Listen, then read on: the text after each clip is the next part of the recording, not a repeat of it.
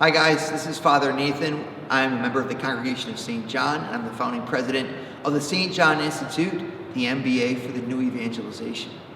I want to reflect with you about Lent. Welcome to Lent. Lent is one of those seasons that it's vastly underappreciated because what we focus in on is you can't eat meat on Fridays, and we say that you're supposed to fast. I want to put it a little bit differently. You're supposed to go into the desert with Jesus to wrestle there against the world, the flesh, and the devil in your life. That's really cool.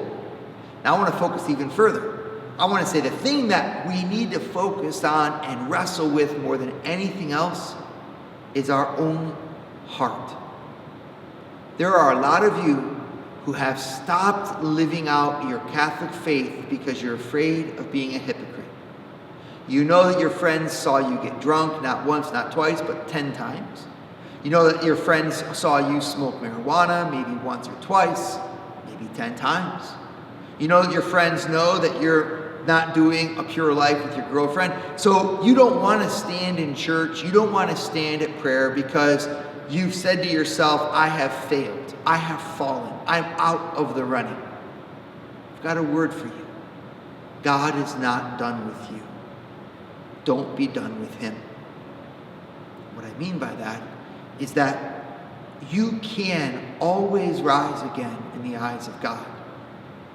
You've got to believe that and accept that.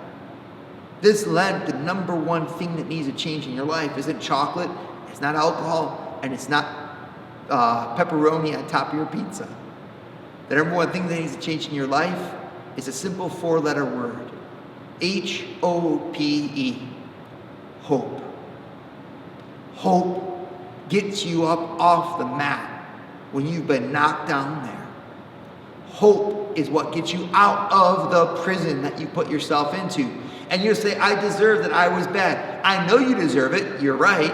And yes, you were bad. But that was yesterday. What's today? If you let your tomorrows be defined by your yesterdays, men, I'm sorry, but you're wimping out.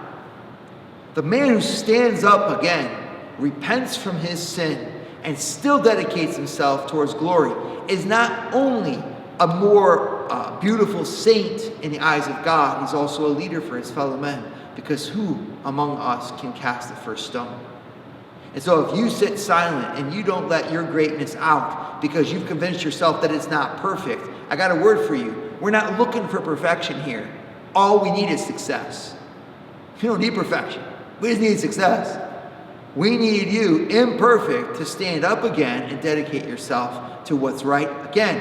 And the guys around you who have also fallen will then dedicate themselves. Imagine if St. Paul would have said, oh, you know what, God, you healed me, thanks so much. But because of my past, I can't do anything. You know what St. Paul did? He took his past into his presence and he started witnessing to God's love to him because of his past. If you've been impure with your girlfriend, how awesome is that for you to be able to say, guys, I know you know that, but I'm here to witness to Jesus Christ who made Mary Magdalene into one of his closest followers and made St. Augustine into a bishop and a saint. What's he going to make with me is the question. Not what I'm going to make with him and what I screwed up with. Where am I going? This Lent is all about where you're going. When the devil reminds you where you've been, you remind him where you're going. Because dang it all, if we just wimp out and allow ourselves to be beaten down and stay on that mat, this whole world won't fight. We'll just keep laying down. And you know who pays the price? The women in our lives pay the price. The unborn children in our society pay the price. The poor and neglected pay the price. The old people in nursing homes pay the price because there's no men that are fighting for them because all the men are like, yeah, I died. Yeah, you did die on that cross. And you know what else happened? You rose in Jesus Christ. You lay hold of that cross. You're laying hold of your sinfulness that has died. And you're saying, and now he is risen. My life will bear witness to that. I think we got to banish this fear of hypocrisy stuff.